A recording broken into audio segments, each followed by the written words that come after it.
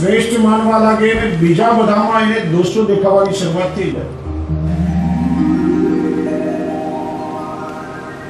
ગોકુલનાથજીને એક વખત એક વૈષ્ણવ આવીને પ્રશ્ન પૂછ્યો કે રાજ, આ જગતમાં બધે દોષો દેખાય એનું કારણ શું? ત્યારે શ્રી ગોકલેશ પ્રભુએ આજ્ઞા કરી કે વૈષ્ણવ, દોષ આ જગતમાં ક્યાંય નથી, દોષ તમારી દ્રષ્ટિમાં રહેલા છે. દ્રષ્ટિ તમારી જો બ્રહ્મવાદી હશે તો સર્વત્ર પ્રભુની લીલાનો અનુભવ થશે, અને દ્રષ્ટિમાં જો દોષો ભરેલા હશે તો પછી તમને બધે દોષો દેખાશે, એને કોઈ રોકી નહીં શકે. જો જીવની બુદ્ધિ કેવી છે કે ઘણી વખત આ જીવને પ્રભુની કૃતિમાં પણ દોષ દેખાય છે. માણસ વિચારે કે હું બહુ બુદ્ધિશાળી છું અને ભગવાને આજે બધું કર્યું ને, ઘણી જગ્યાએ ભૂલો છે. ભગવાને જયારે સૃષ્ટિનું સર્જન કર્યું ને ત્યારે મારા જેવો કોઈ બુદ્ધિશાળી સલાહકાર ભગવાનને નહીં મળ્યો હોય કદાચ. સુભાષિતોમાં એક શ્લોક આવે છે, એક બુદ્ધિશાળી માણસ ભગવાનની કૃતિમાં દોષો શોધે છે. ગંધ સુવર્ણે ફલમેક્ષુ દંડમ નાકારી પુષ્પમ ખલુ ચંદનેશુ વિદ્વાન ધનાઢ્યો નતુ દીર્ઘ જીવી ધાતુ પુરાકોપી ન બુદ્ધિદો બુદ્ધ. ભગવાનને આમ કોઈ સાચી સમજણ આપવા વાળું કદાચ નહીં મળ્યું હોય. ભગવાને સોનું બનાવ્યું, સુવર્ણ આટલી સુંદર ધાતુ છે, પણ ભગવાન એમાં સુગંધ મૂકતા ભૂલી ગયા લાગે છે. આ સુવર્ણની અંદર ભગવાને જો સુગંધ ભરી દીધી હોત તો પછી આ સુવર્ણના પુષ્પ બનાવ્યા હોત ને તો એક ને એક ફૂલ પછી વારંવાર ભગવાનને ચાલે. સોનામાં સુગંધ મળે તો કેવું શું? ફલમ ઇક્ષુદંડમ, શેરડીના સાઠામાં, શેરડીના થડમાં આટલી મીઠાશ છે તો ભગવાન એમાં ફળ કેમ નહીં લગાડ્યા હોય? કદાચ આ શેરડી ઉપર ભગવાને ફળ લગાડ્યા હોત તો એમાં કેટલી વધારે મીઠાશ હોત. નાકારી પુષ્પમ ખલુ ચંદનેશુ, ચંદનનું ઝાડ ભગવાને બનાવ્યું, ચંદનના થડના લાકડામાં આટલી સુગંધ છે પણ ભગવાન એમાં ફૂલ લગાડતા કદાચ ભૂલી ગયા છે. લાકડામાં આટલી સુગંધ છે ને એ ચંદનના વૃક્ષ પર જો ફૂલો ઉગ્યા હોત તો એમાં કેટલી સુગંધ હોત. અને વિદ્વાન ધનાઢ્યો નતુ દીર્ઘ જીવી, ભગવાન કોઈને જયારે બહુ વિદ્યા આપે ને ત્યારે એને ધન નથી આપતા. બહુ સંપત્તિ હોય તો એની પાસે જ્ઞાન કદાચ થોડું હોય, અને વિદ્યા અને ધન બંને જયારે ભેગા હોય ત્યારે બહુ લાંબુ જીવી શકતો નથી. વિદ્વાન ધનાઢ્યો નતુ દીર્ઘ જીવી ધાતુ પુરાકોપી ન બુદ્ધિ દઉં. કદાચ ભગવાને આ બધું બનાવ્યું ને ત્યારે મારા જેવો કોઈ સલાહકાર ભગવાનને નહીં મળ્યો. જીવની બુદ્ધિ કેવી છે કે ભગવાનને પણ વાત વાતમાં સલાહ આપવા બેસી જાય છે. એક વાર એક તાલવાળા ભાઈ એક બોરડીના ઝાડ નીચે બેઠા, આરામ કરવા લાગ્યા. ઉપર જોયું તો બોરડીના મોટા ઝાડ પર નાના નાના બોરના ફળ લટકતા હતા. ત્યાં સામે દ્રષ્ટિ પડી કે પેલા તરબૂચના મોટા મોટા વેલાઓ જમીન પર પથરાયેલા હતા અને મોટા તરબૂચના ફળો એમાં લાગેલા હતા. હું વિચાર્યો કે ભગવાનને કે બહુ લાંબી સમજણ લાગતી નથી. આટલું મોટું બોરડીનું ઝાડ બનાવ્યું, એમાં ઝીણા ઝીણા બોરના ફળ મૂક્યા, ના તરબૂચના વેલા જમીન ઉપર સૂતા છે ને મોટા તરબૂચના ફળ. આ કઈ બરાબર લાગતું નથી. એ જ સમયે થોડો પવન આવ્યો અને બોર પેલા ભાઈની ટાલ ઉપર પડ્યું. વિચાર્યું કે ના બરાબર છે, તરબૂચ ઉપર લાગ્યા હોત તો મારી શું દશા થાય? ભગવાનની કૃતિમાં પૂર્ણતા છે.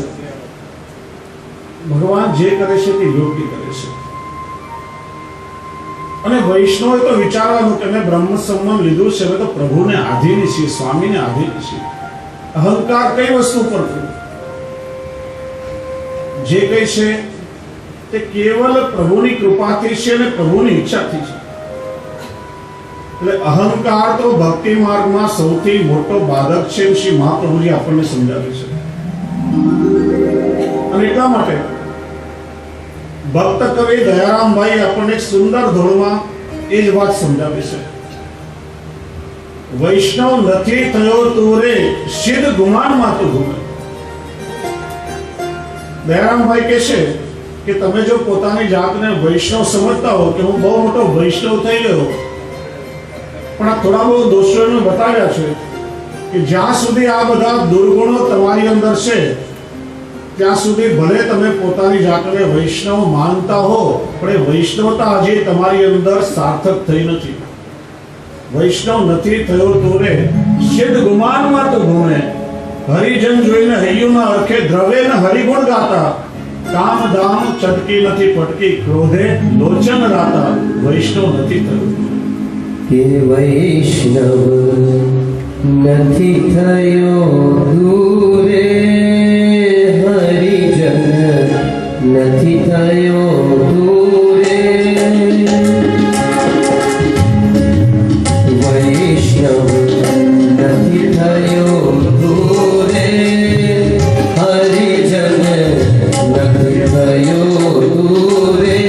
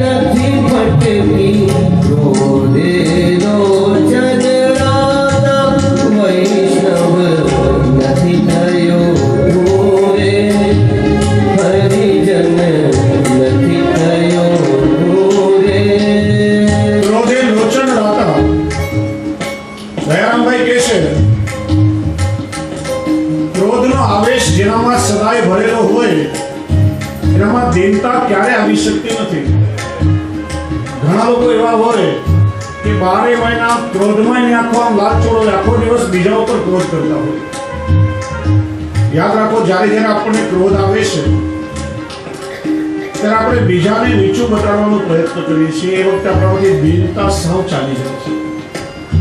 શ્રી હરિરાયજી 34માં શિક્ષાપત્રના 27માં શ્લોકમાં આજ્ઞા કરે છે, યતો માર્ગીય સર્વસ્વ દૈન્ય ભાવ વિનાશક દૈન્યમ સર્વેષુ કાર્યેષુ કૃષ્ણ સેવા પ્રથાદિષુ.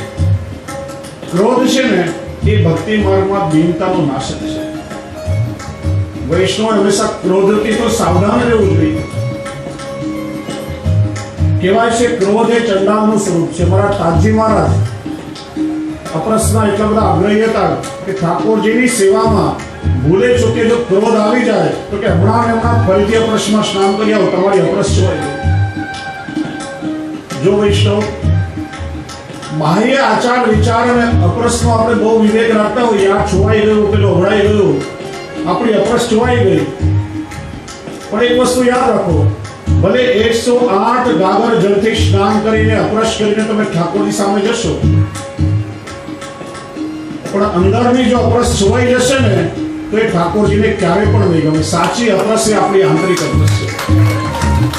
પ્રભુની સેવામાં હોઈએ એ વખતે મનમાં ભલે તમે અપરસમાં સ્નાન કરીને આવ્યા હો, પણ રાગ, દ્વેષ, અહંતા, મમતા, ઈર્ષા, ક્રોધ આ બધા આવેશ જો આપણા અંદર ભરેલા હશે ને તો એ અપરસ સાચી અપરસ નથી. એ પ્રભુને ક્યારે પણ નહીં ગમે. બહારની અપરસ એકવાર જોવાઈ જશે તો ઠાકોરજી કૃપા કરીને એને ચલાવી પણ લેશે, પણ આપણી અંદરની અપરસ જો જોવાઈ ગઈ ને તો એ ઠાકોરજી ક્યારેય પણ ચલાવી લેતા નથી. એટલા માટે ભક્ત કવિ સમજાવે છે કે આ બધું તમારામાં છે ત્યાં સુધી તો વૈષ્ણવ નથી થતું. तुझ संगे कोई वैष्णव थाए, तुझ संगे कोई वैष्णव थाए, तो तू वैष्णव साचो, तो तू वैष्णव साचो।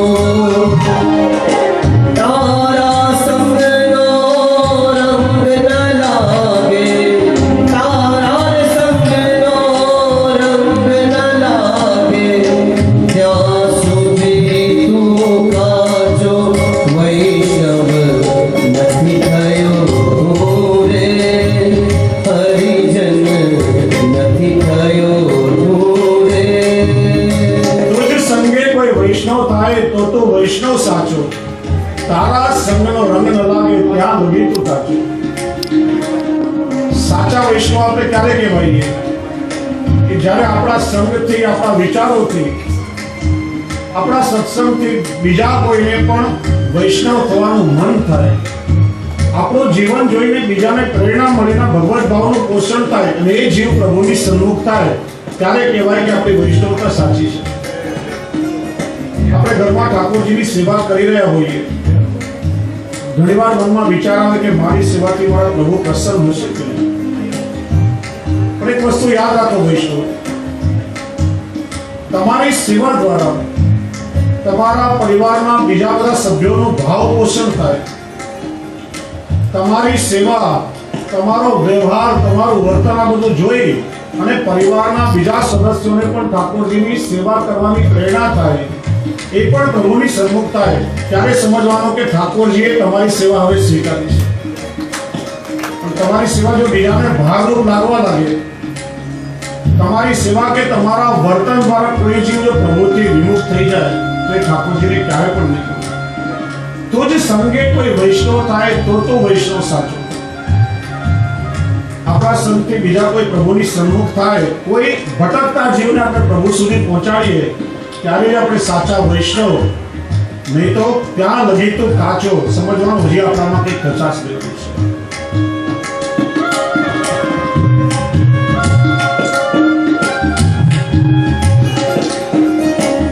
पर दुख देखी हृदय न दाजे, पर दुख देखी हृदय न दाजे, पर निंदा નથી डरतो, पर निंदा નથી डरतो, વાલ નથી વિઠ્ઠલ શું સાચું, વાલ નથી વિઠ્ઠલ શું સાચું, ભેટે તું કરતો વૈષ્ણવ નથી થયો તું રે, હરિજન નથી થયો તું રે। પર દુઃખ દેખી હૃદય ન દાજે, પર નિંદા નથી ડરતો, વાલ નથી વિઠ્ઠલ શું સાચું, અને હઠે તો હું કરતો। પર દુઃખ દેખી હૃદય ન દાજે, કોઈ જીવ દુઃખી થઈ રહ્યો હોય અને બીજાને દુઃખી થઈ, બીજાને દુઃખી જોઈ અને જો આપણું હૃદય દ્રવી ન જાય તો સમજવાનું કે હજી આપણી વૈષ્ણવતામાં કંઈ કચાશ છે। શ્રી હરિરાય ચરણ તો વૈષ્ણવતાના લક્ષણમાં બતાવે છે, સર્વભૂત હિતે રતા, જીવ માત્રનું જે કલ્યાણ વિચારે એ જ સાચો વૈષ્ણવ છે।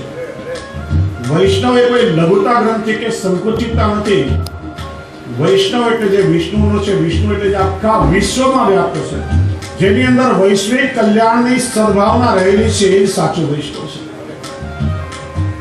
પર દુઃખ દેખી હૃદય ન દાજે, પર નિંદા નથી ડરતો। 24 કલાક જેના મુખમાં બીજાની નિંદા જ નીકળતી હોય, કોઈની નિંદા કરતા જરા પણ એને લાજ ન આવતી હોય, વાલ નથી વિઠ્ઠલ શું સાચું। પ્રભુની સેવા કે ભક્તિ કેવલ આડંબર કે દંભ માટે કરતો હોય અને હઠે તો હું કરતો, હજી અનંતતા એનામાંથી ગઈ નથી, હું આ કરું છું, મેં આ બધું કર્યું, 24 કલાક એનામાં અહંકાર ભરેલો છે, તો દયારામભાઈ કહે છે કે ત્યાં સુધી તો હજી વૈષ્ણવ થયો નથી, હજી ત્યાં સુધી તારી વૈષ્ણવતા સાર્થક થઈ નથી.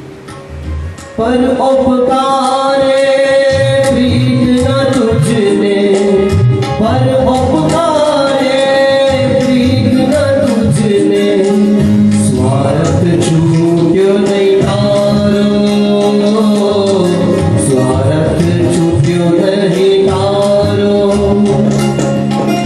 कहनी तेरी रहनी न મળીએ, कहनी तेरी રહેણી ન મળીએ, ક્યાં લખ્યું એમ કહેણી, વૈષ્ણવ નથી થયો તું રે, હરિજન નથી થયો તું રે, વૈષ્ણવ નથી થયો તું રે. પરોપકારે પ્રીતન તુજને સ્વાર્થ છૂટ્યો છે નહીં. બીજાનું હિત કરવામાં જેને રસ નથી, કેવલ પોતાના જ સ્વાર્થનો નિરંતર વિચાર કર્યા કરે, મારો ફાયદો શેમાં છે, કે શેનાથી સમાજમાં આપણી વૃત્તિ કેવી થઈ ગઈ છે, જ્યાં આપણો સ્વાર્થ હોય ત્યાં મારે શું, મારું શું, અને સ્વાર્થ ન હોય ત્યાં મારે શું. બીજાનું કલ્યાણ કરવામાં આપણને રસ નથી, 24 કલાક પોતાના સ્વાર્થનો જ વિચાર કરે.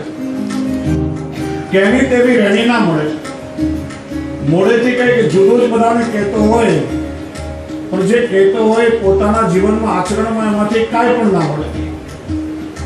કેની તેવી રહેણી ના મળે, ક્યાં લખ્યું એમ કે કોઈ કહે ને કે ભાઈ આપણા આચાર્ય ચરણો તો આજ્ઞા કરે છે, વૈષ્ણવ હોય તો આવા હોવા જોઈએ, તો આવું બધું ક્યાં લખ્યું છે બતાવો તો મને. વાતમાં પ્રમાણ માંગે, કે છે કે આ બધા દુર્ગુણો જ્યાં સુધી તમારામાં છે ને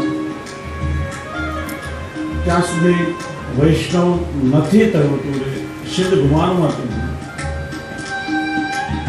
મન તણો ગુરુ મન કરીશ તું, મન તણો ગુરુ મન કરીશ તું, તો સાચી વસ્તુ જડશે, સાચી વસ્તુ જડશે. દયા દુઃખ કે સુખમાન પણ, દયા દુઃખ કે સુખમાન પણ, સાચું કહેવું પડશે, વૈષ્ણવ નથી થયો તું રે, હરિજન નથી થયો તું રે. રે સિદ્ધ ગુમાનમાં તું રે ગુમે, સિદ્ધ ગુમાનમાં તું રે ગુમે, હરિજન જોઈએ હૈયું નર કે, વૈષ્ણવ નથી થયો તું રે, વૈષ્ણવ નથી થયો તું રે, હે હરિજન નથી થયો તું રે. શ્રી મહાપ્રભુજી અભિમાનનો માર્ગ છોડવાની આજ્ઞા કરતા કહે છે, અભિમાનસ સંત્યાજ્ય સ્વામ્ય ધીનત્વ ભાવના, હું મારા પ્રભુને આધીન છું, હું સ્વતંત્ર છું જ ક્યાં. મેં તો બ્રહ્મ સંબંધ લેતી વખતે સર્વસ્વ પ્રભુને સમર્પણ કર્યું છે. જે કહે છે એ બધું પ્રભુની સત્તાનું છે. મારે તો મારા સ્વામી મારા પ્રભુ જેમ રાખે એમ રહેવાનું છે. મારે તો કેવલ પ્રભુના હુકમનું જ પાલન કરવાનું છે. એવો ભાવ વૈષ્ણવ કહેવાય. શ્રી મહાપ્રભુજી આજ્ઞા કરે છે, નિવેદનમ તો સ્વર્તવ્યમ સર્વથા તાદૃશે વિનય. વૈષ્ણવોએ નિત્ય નિવેદનનું સ્મરણ કરવું જોઈએ. બ્રહ્મ સંબંધ લેતી વખતે થયેલા સમર્પણનું નિત્ય સ્મરણ કરવું જોઈએ. ઘણીવાર મનમાં થાય આ શરીર મારું, પણ જેવું નિવેદનનું સ્મરણ થાય વિચાર આવે કે શરીર મારું ક્યાં છે. બ્રહ્મ સંબંધ લેતી વખતે તો એનું પ્રભુને સમર્પણ કરી દીધું છે. આ દેહ અને ઇન્દ્રિયો તો પ્રભુની સેવાના સાધન છે. મારી એના પર ક્યાં સત્તા છે? આ ધન મારું, તરત જ સમર્પણની ભાવના મનમાં આવે કે ધન મારું ક્યાં છે, મેં તો બ્રહ્મ સંબંધ લીધી વખતે પ્રભુને સમર્પણ કરી દીધું છે.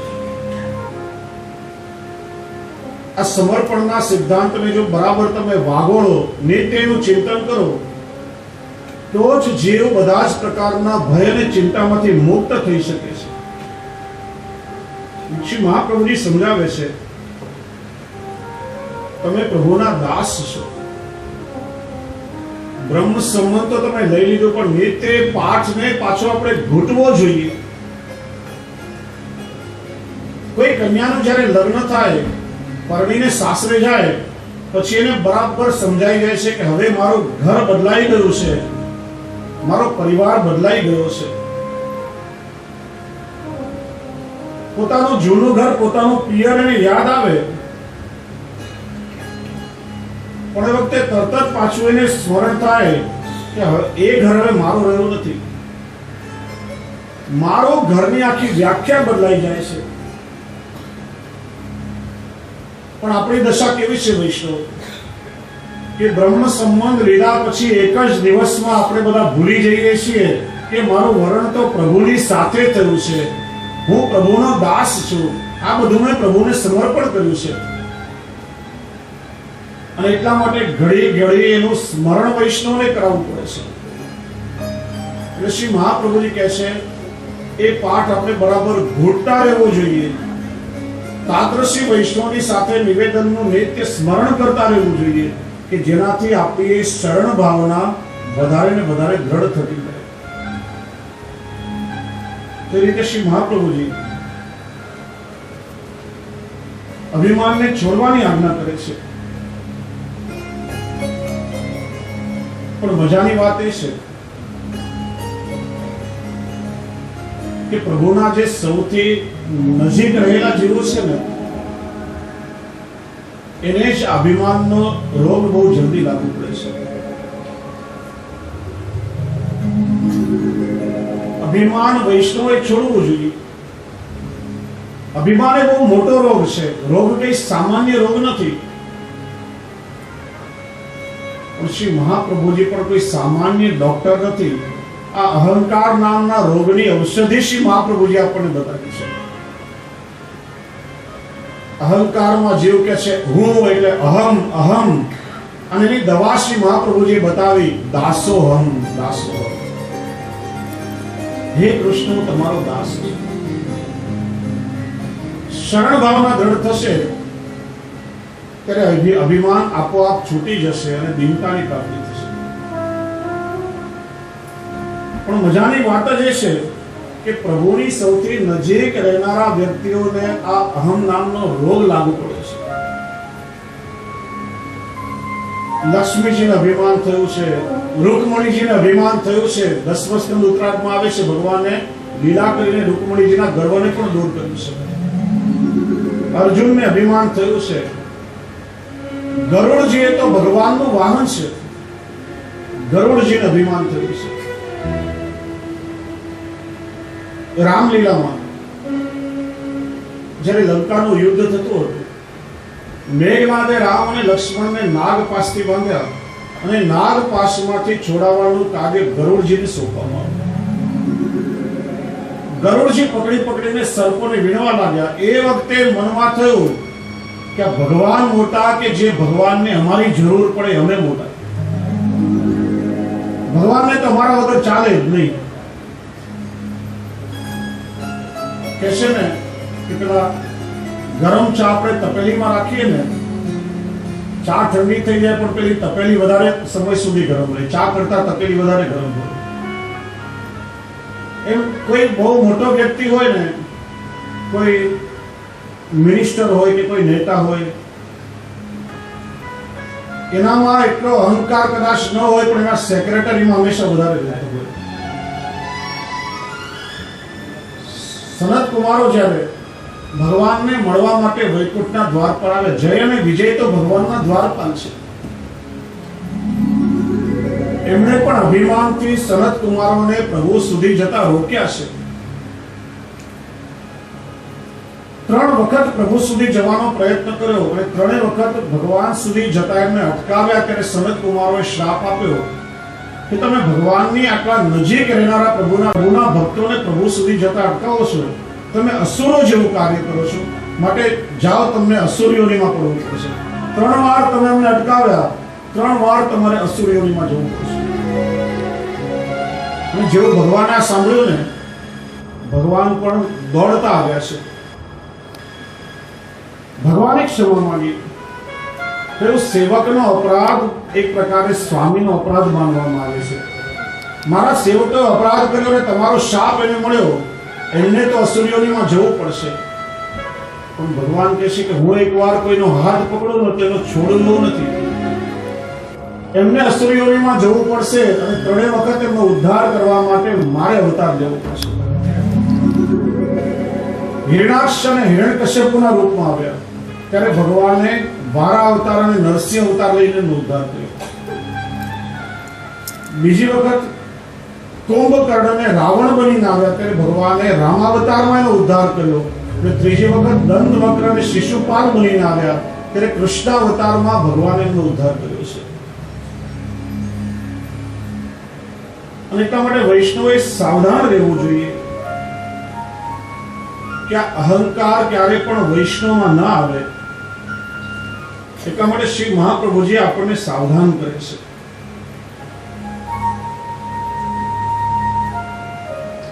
સુરદાસજી જેવા પુષ્ટિ માર્ગના સમર્થ જહાજ કહે છે, મોસમ કોન કુટિલ ખલકામી, જીન તનો દિયો તાહી વિસરાયો, એસો નમક હરાવી. દીનતા ભાવ અહીંયા વ્યક્ત કરે છે કે મારા જેવો નમક હરામ કોણ હોઈ શકે. મોસમ કોન કુટિલ ખલ કામી, સ્વદોષાનું દર્શન. દીનતા પ્રાપ્તિનો એક પ્રકાર છે કે પોતાના દોષોનું ચિંતન. મારામાં શું દોષ રહેલા છે ને દોષોને દૂર કરવાનો પ્રયત્ન. જે પ્રભુએ મને આ શરીર આપ્યું, જે પ્રભુએ મને જીવન જીવવા માટે આ સાધનો આપે, પ્રભુને જ હું ભૂલી ગયો છું. મારાથી વધારે કોણ નમક હરામ હોઈ શકે એમ સુરદાસજીએ પદમાં દૈન્ય ભાવ વ્યક્ત કરી છે. કૃષ્ણાશ્રયમાં શરણ ભાવના બતાવતા શ્રી મહાપ્રભુજી આજ્ઞા કરે છે, જીવ કેવો છે તો કે વિવેક ધૈર્ય ભક્ત્યાદિ રહિતસ્ય વિશેષત પાપાસક્તસ્ય દીનસ્ય. જીવનો પરિચય બતાવ્યો કે આપણે જીવ કેવા છીએ તો કે વિવેક ધૈર્ય ભક્તિ આદિ રહિત. આપણામાં વિવેક નથી, ધૈર્ય નથી, ભક્તિ નથી. આ વિવેક ધૈર્ય અને ભક્તિ આ બધાથી હીન એવો હું. અને પાછો કેવો કે વિશેષત પાપાસક્ત. 24 કલાક મારી મતી પાપનું આચરણ કરવામાં છે. અને દીનસ્ય, પાછો દીન એવો હું છું. અને ભગવાનનો પરિચય, ભગવાન કેવા છે, પ્રભુનું સ્વરૂપ શું છે તો કે સર્વ સામર્થ્ય સહિત સર્વત્રૈવાખિલાર્થકૃત શરણસ્થ સમુદ્ધારમ. એવું ભગવાનનું સ્વરૂપ છે. કે છે કે ભગવાન સર્વ સમર્થ છે, સર્વ સામર્થ્ય યુક્ત છે. એટલા માટે પ્રભુના ચરણનો આશ્રય કરવો. અહંકાર વૈષ્ણવોએ હંમેશા છોડી દેવો જોઈએ. તો 5મા વિવેકમાં શ્રી મહાપ્રભુજીએ વાત બતાવી. હવે 6થા વિવેકમાં શ્રી મહાપ્રભુજી આપણને સમજાવે છે, વિશેષત ચેદ આજ્ઞા સ્યાદ અંતઃકરણ ગોચર.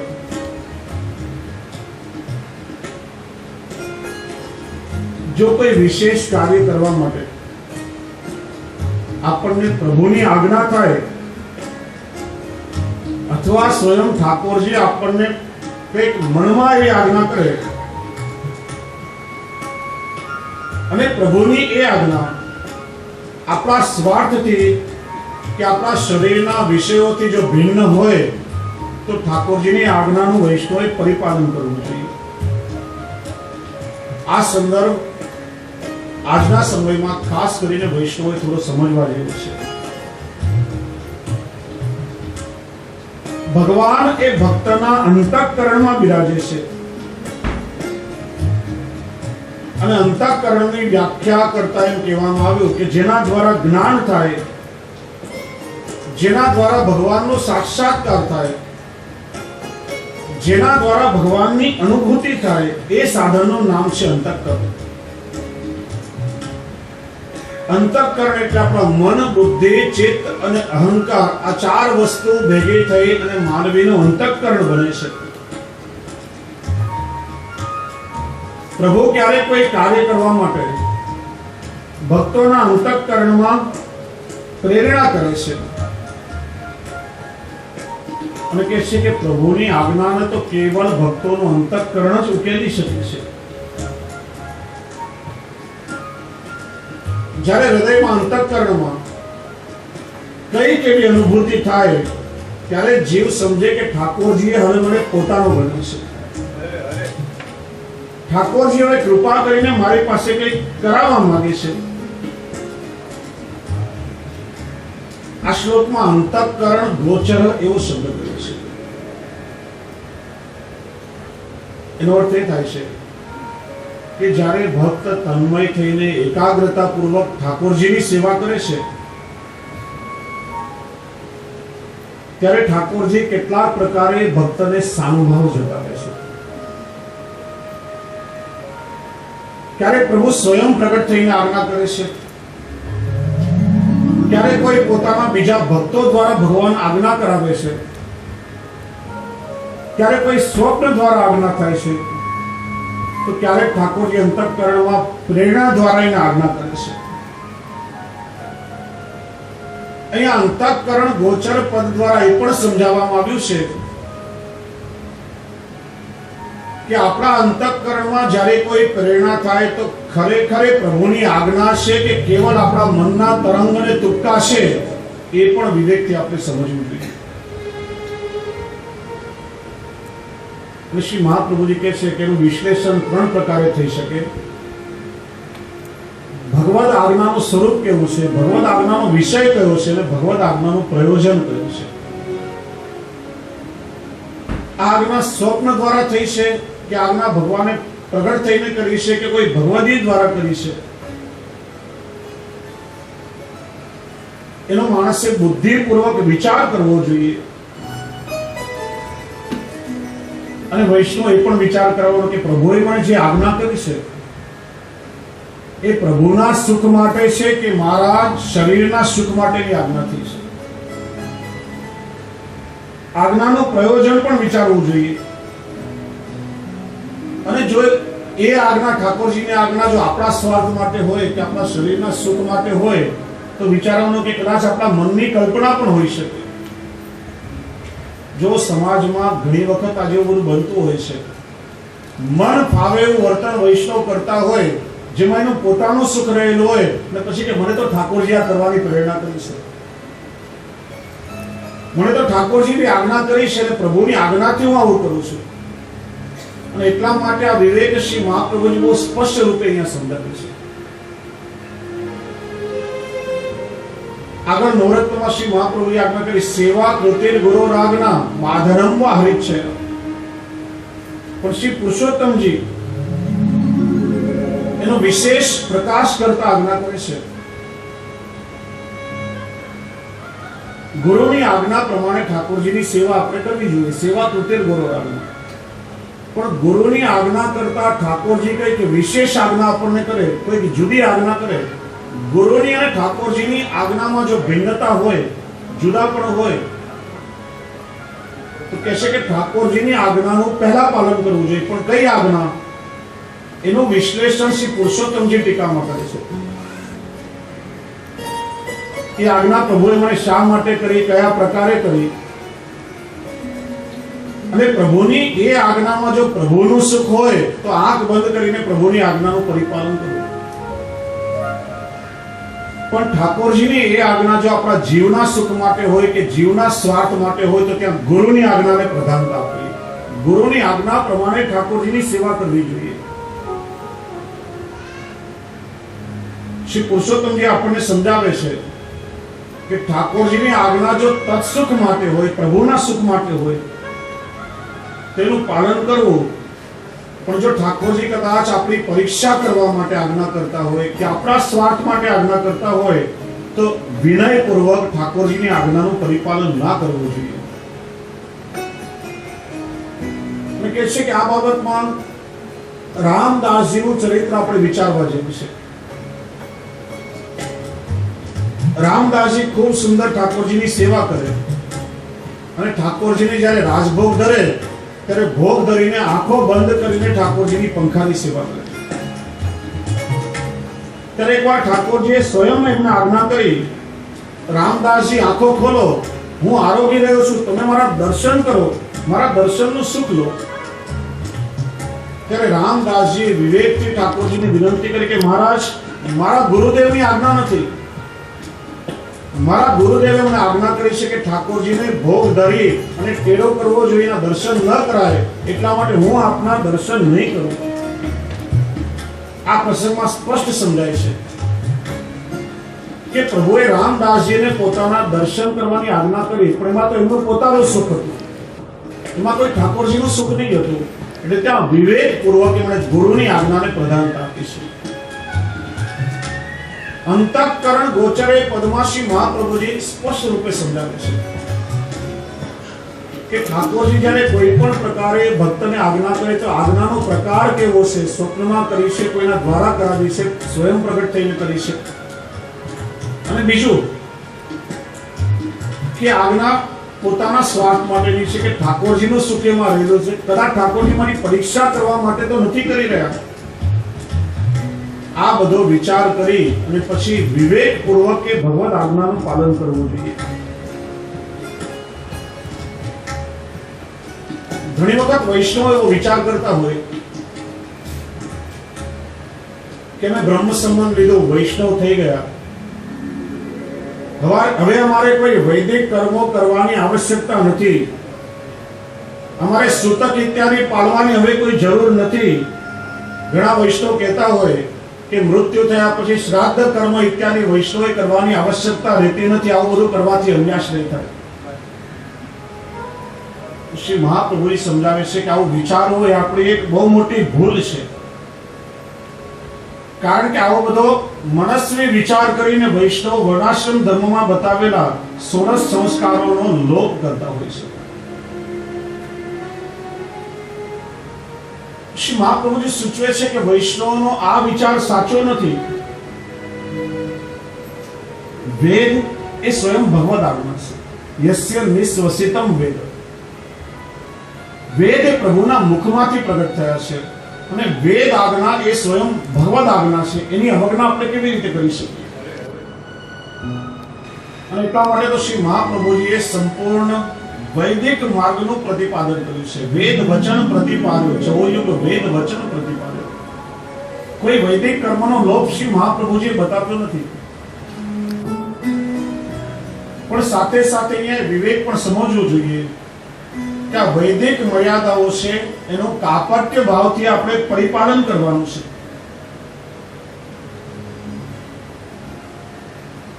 અહીંયા સેવા ધર્મને અગ્રતા આપવામાં આવી છે.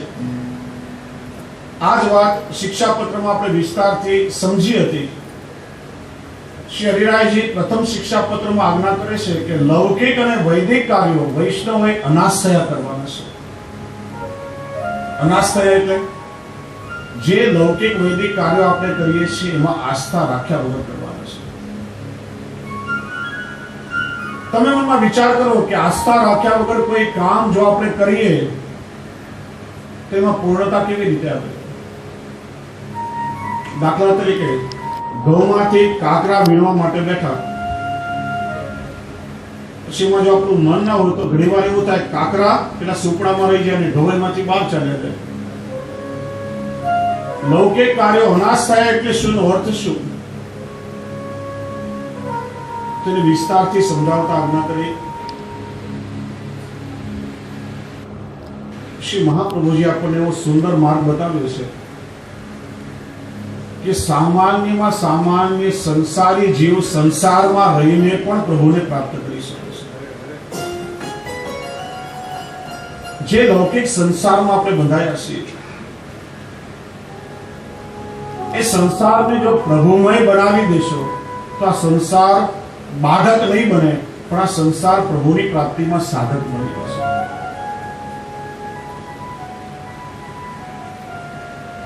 સંસારમાં આપણે રહીએ છીએ, સંસારમાં બંધાયા છીએ,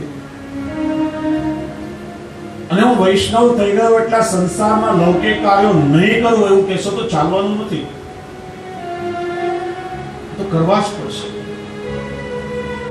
પણ કાપટ્ય ભાવ એટલે જે ક્રિયા આપણે કરી રહ્યા છીએ, ક્રિયા કરવા પાછળનો હેતુ થોડો બદલી નાખો. ક્રિયા એવી છે, પણ ક્રિયા કરવા પાછળનો તમારો ભાવ જો અલૌકિક હશે ને તો એ ક્રિયા પણ અલૌકિક બની જશે. દાખલા તરીકે આપણે દરરોજ સવારે આપણા ઘરમાંથી કચરો કાઢીએ છીએ, સાવરણી કરીને ઘરને ચોખ્ખું કરીએ છીએ. શા માટે? તો કે આ ઘર મારું છે, મારા ઘરમાં કચરો પડ્યો હોય તે મને ના ગમે. સાંજ સુધીમાં કેટલાય મહેમાનો મારા ઘરમાં આવે અને ઘરમાં કઈ કચરો હોય તે મહેમાનો શું કહેશે? એમને ખુશ રાખવા માટે આપણે કચરો સાફ કરીએ છીએ. ભાઈ ક્રિયા તો કરવાની છે, પણ ભાવ હેતુ થોડો બદલી નાખો. આ ઘર મારું નથી. બ્રહ્મ સંબંધ લીધો ત્યારે સર્વસ્વ શ્રી મહાપ્રભુજીની કાનીથી મેં પ્રભુને સમર્પણ કર્યું છે. આ તો નંદાલય છે. શ્રી વલ્લભની આડીથી યશોદોત્સવ લાલિત પ્રભુ મારા ઘરમાં બિરાજી રહ્યા છે. 6 માસનું એક કોમળ બાળક, એક ધૂળની રજકણ પણ મારા ઘરમાં હશે અને પ્રભુ જો અહીંયા વિચરણ કરશે તો પ્રભુને કેટલો પરિશ્રમ થશે. પ્રભુના સુખ માટે આ કાર્ય હું કરી રહ્યો છું. અહીંયા આવનારે કેવલ મારા લૌકિક સગાઓ નથી, એ બધા તો મારા આત્મધર્મીઓ છે, બધા વૈષ્ણવ છે. એમને પરિશ્રમ ન થાય એટલા માટે હું મારા ઘરનો કચરો વાળી રહ્યો છું. વિચારો, ક્રિયા તો એની છે, પણ ભાવ તમારો જેવો હશે ને એ ભાવ પ્રમાણે તમને ફળની પ્રાપ્તિ થશે. કોઈ ક્રિયાનું મહત્વ નથી, પણ એ ક્રિયા કરવા પાછળનો આપણો હેતુ શું છે એ સૌથી મહત્વની બાબત છે. અને એટલા માટે શ્રી મહાપ્રભુએ આપણને સમજાવે છે, ભાવ તમારો અલૌકિક રાખો. વ્રજના ગોપીજનો, વ્રજની ગોવાળાઓ એ બધી સંસારી સ્ત્રીઓ હતી, ગ્રહસ્થાશ્રમી હતી. દરરોજ સવારે ઉઠી અને દધી મંથન કરવાનું એમનું કાર્ય હતું. હાથ તો દહીંનું મંથન કરી રહ્યા છે, પણ હૈયો અને હોઠ શું કરે છે કે પ્રાત સમય ઉઠ કે બ્રજબાલા ગાવત મંગલ ગીત રસાલા કર સિંગાર મથનિયા ધોવે અપનો અપનો દહી બલોવે. પણ મથન કરે મોહન જસ ગાવે સુમીર સુમીર હરિ ગુણ સચુપા. હાથ તો દહીંનું મંથન કરી રહ્યા છે, પણ હૈયો અને હોઠ તો પ્રભુના નામનું ગુણગાન કરી રહ્યા છે. તમારા લૌકિક જીવનમાં, લૌકિક સંસારમાં લૌકિક ક્રિયાઓ બધી આપણે કરીએ છીએ, પણ ક્રિયા કરવા પાછળનો હેતુ જો અલૌકિક હશે ને તો તમારી ક્રિયા પણ અલૌકિક બની જશે. તમારું જીવન સ્વયં ભક્તિ બની જશે, સેવા બની જશે. શ્રી મહાપ્રભુજી આપણને સમજાવે છે કે સાચો વૈરાગ્ય એ મનનો વૈરાગ્ય છે. કેવળ શારીરિક વૈરાગ્ય લેવાથી હેતુ સર્વનો નથી. કોઈ સાધુ હોય કે સંન્યાસી હોય, ઘર-બાર અને સંસારને છોડીને જંગલમાં ચાલ્યો જાય કે હિમાલયમાં ચાલ્યો જાય, પણ મનમાં જો લોકેશના હોય, વિત્તેશના હોય, રાગ દ્વેષ અહંકાર ઈર્ષા બધું હોય તો એ કદાચ હિમાલયના વાતાવરણને પણ કલુષિત કરી મૂકે.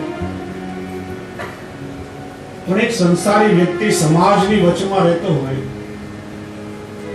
મન પ્રભુની ભક્તિથી પરિપ્લાવિત છે, મનમાં સંતોષ છે, શાંતિ છે, સમાધાન છે, તો એ સંસારની વચમાં રહીને પણ ભક્તિનું વાતાવરણ ઊભું કરી શકે છે. કબીરજી કહે છે ને, મૂંડ મુંડાए હરી મિલે તો હરકોલે મુંડાए, રોજ રોજ કો મૂંડ के भेड़ न वैकुंठ जाए. માથું મુંડામાંથી જો ભગવાન મળી જતા હોય ને તો બધા ઘેટાઓના તો રોજ મુંડન થાય છે, બધા જ ઘેટાઓ વૈકુંઠમાં જવા જોઈએ. કેવળ શારીરિક વૈરાગ્ય લેવાથી કઈ હેતુ નહીં સરે, પણ આપણે સંસારમાં રહીને સંસારની ક્રિયાઓનું વહન કરતા કરતા મન જો પ્રભુમાં રાખશું ને તો એ સંસાર જ આપણને સાધક બની જશે. સંસાર ક્યારેય પણ બાધક નહીં બની શકે. અને શ્રી મહાપ્રભુજીના બે ઉદાહરણો આપણને આપે છે. એક તો નટનું દ્રષ્ટાંત.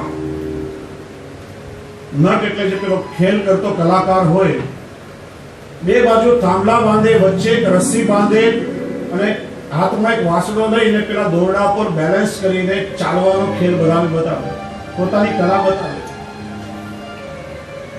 એની દ્રષ્ટિ ચારે તરફ હશે કે લોકો કેટલું એપ્રિશિએટ કરે છે, લોકો કેટલી મારી કલાને વખાણે છે, પણ એનું સંપૂર્ણ ધ્યાન તો પેલા દોરડામાં જ હશે.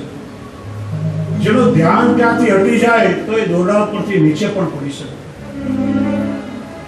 એમ આપણે ભલે સંસારમાં રહીએ, આપણી દ્રષ્ટિ ભલે ચાર બાજુ હોય, પણ આપણું ધ્યાન તો સંપૂર્ણ આપણા પ્રભુમાં જ હોવું જોઈએ. બીજું ઉદાહરણ આપે છે કે નૌકા પાણીમાં તરતી હોય, પાણીનો સ્પર્શ પેલી હોડીને થાય છે, છતાં પણ હોડી પાણીમાં તરે છે.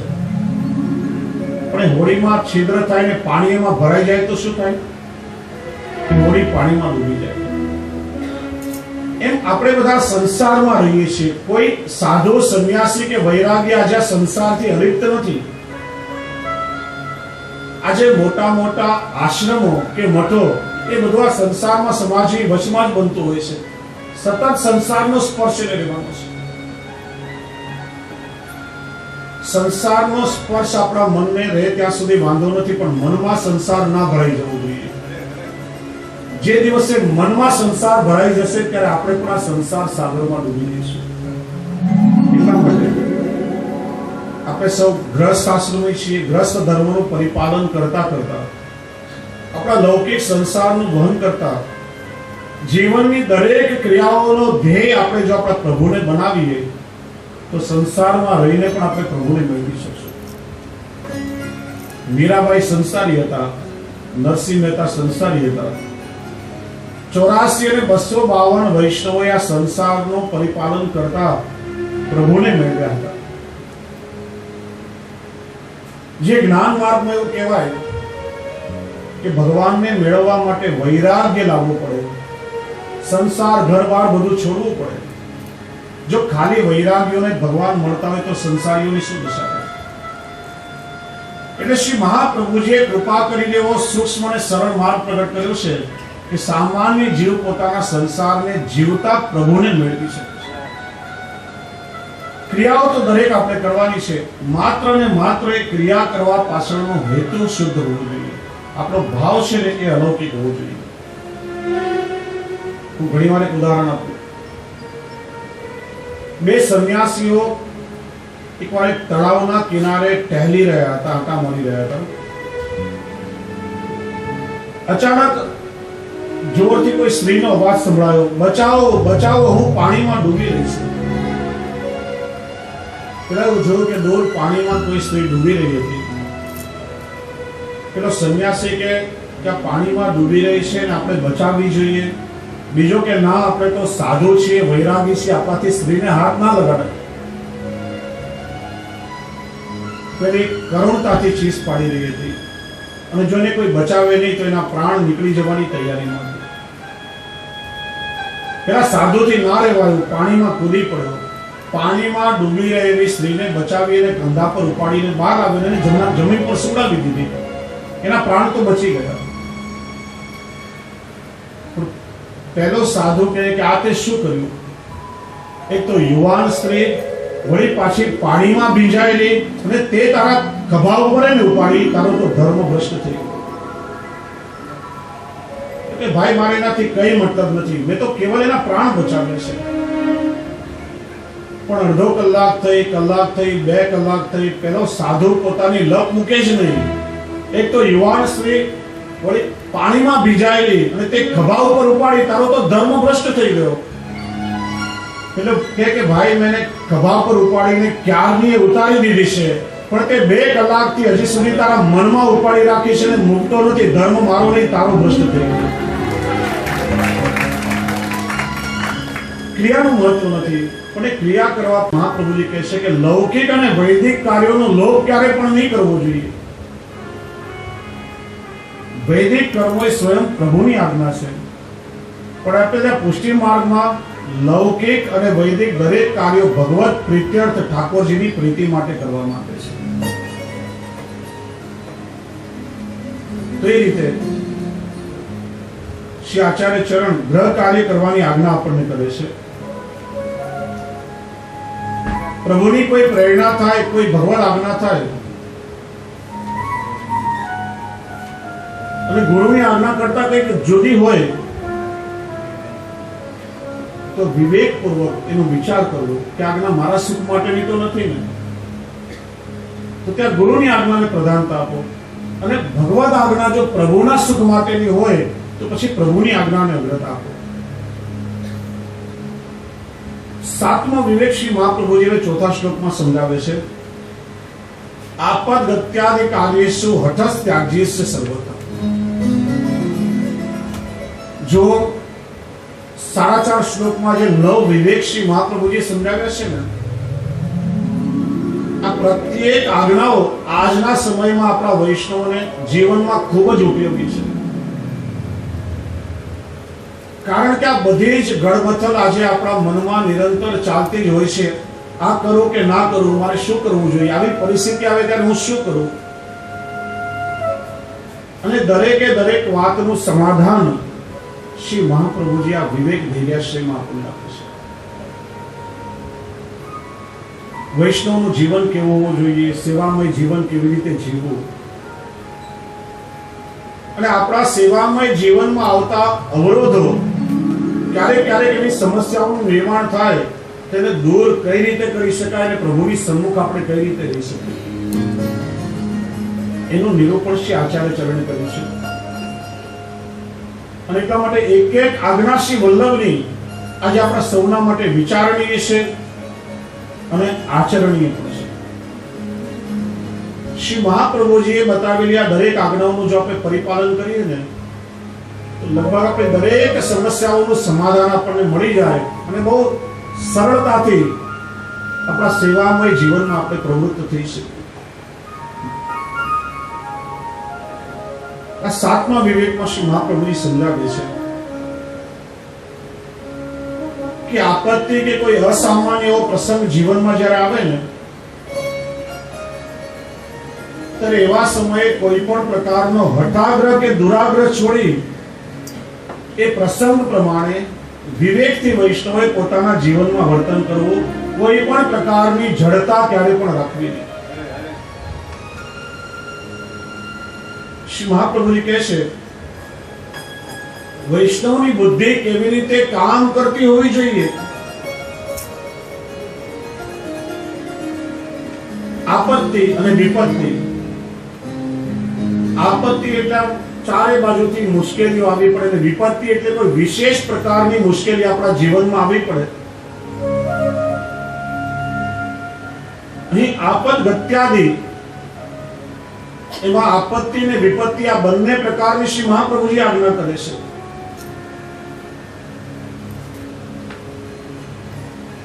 આગળ આપણને સમજાવ્યું કે પ્રભુની કોઈ આજ્ઞા થાય, દરેક વિવેકને એકબીજાની સાથે કન્સર્ન છે, એકબીજા સાથે જોડાયેલો છે. પ્રભુની કોઈ આજ્ઞા આપણને થાય તો એનું પરિપાલન વૈષ્ણવોએ વિવેકથી કરવું જોઈએ. પણ હવે શ્રી મહાપ્રભુજી આપણને પ્રકાશ કરે છે કે પ્રભુ કોઈ આજ્ઞા આપણને કરે અને આપણે જો એ આજ્ઞાનું જીવનમાં પરિપાલન કરી શકતા હોઈએ તો જ એનું પરિપાલન કરવું. કોઈ પણ કાર્ય માટે હઠાગ્રહ કે દુરાગ્રહ ક્યારે પણ ના કરવું જોઈએ. દાખલા તરીકે ઠાકોરજીની કદાચ કોઈ વૈષ્ણવને એવી પ્રેરણા થાય કે આજ્ઞા થાય, અથવા તો કોઈ ભગવદીય દ્વારા એવી આજ્ઞા થાય કે મારા માટે તમે સાચા રત્નનો હાર સિદ્ધ કરાવી દો, હવે કોઈ સંપત્તિવાન વ્યક્તિ હોય ને એવી આજ્ઞા થાય તો એનું પરિપાલન કરી પણ શકે, પણ કોઈ સામાન્ય વૈષ્ણવ હોય જેની આર્થિક સ્થિતિ એટલી બધી સારી નથી, તો પછી ઠાકોરજીની આજ્ઞાનું પાલન કેવી રીતે કરી શકે? અને એના માટે ક્યારે પણ હઠાગ્રહ કે દુરાગ્રહ રાખવો જોઈએ નહીં. ઘણી વખત વૈષ્ણવ પોતાનું અભિમાન પોષવા માટે હઠાગ્રહ કે દુરાગ્રહથી એવી ખેંચતાણ કરતો હોય છે. શ્રી મહાપ્રભુજી કહે છે કે અહંકારથી કરેલા એવા કોઈ પણ કાર્યથી આપણા દાસ ભાવનો નાશ થાય છે. અને કેવલ અહંકારને પોષવા માટે જો એ કાર્ય તમે કરશો ને, ઠાકોરજી એનાથી ક્યારે પણ રાજી થશે નહીં. જીવનમાં આપત્તિ કે વિપત્તિ આવી પડે તો કે છે વિવેકપૂર્વક જો એનું વહન કરવામાં આવે ને, તો જીવનમાં આવતી એ જ તકલીફો આપણા જીવન ઘડતરનું સાધન બની જાય છે. આપણો હિન્દુ ધર્મ એ ક્યારે પણ જડતામાં માનતો નથી. હિન્દુ ધર્મ ક્યારે પણ જડવાદી નથી. જીવનમાં આવતા જુદા જુદા પ્રસંગોમાં પ્રસંગ અનુસાર કેટલા પ્રકારના સ્પષ્ટ અપવાદો પણ આપણને બતાવે છે. જેમ કે શાસ્ત્રોમાં કહેવાયું છે, આચાર પ્રભવો ધર્મ. આચાર વિચારનું પરિપાલન કરવું એ હિન્દુ માત્રની પહેલી જવાબદારી છે. જો થોડો પ્રકાર તમને એ પણ અહીંયા સમજવો જરૂરી છે. ઘણી વખત વૈષ્ણવો એવું માનતા હોય કે હું જો ઠાકોરજીની સેવા પુષ્ટાવીને ઘરમાં પધરાવીશ તો મારે આચાર વિચારનું પરિપાલન કરવું પડશે, માસિક ધર્મ પાળવો પડશે, એઠવાડા જૂઠવાડાનો ખ્યાલ રાખવો પડશે.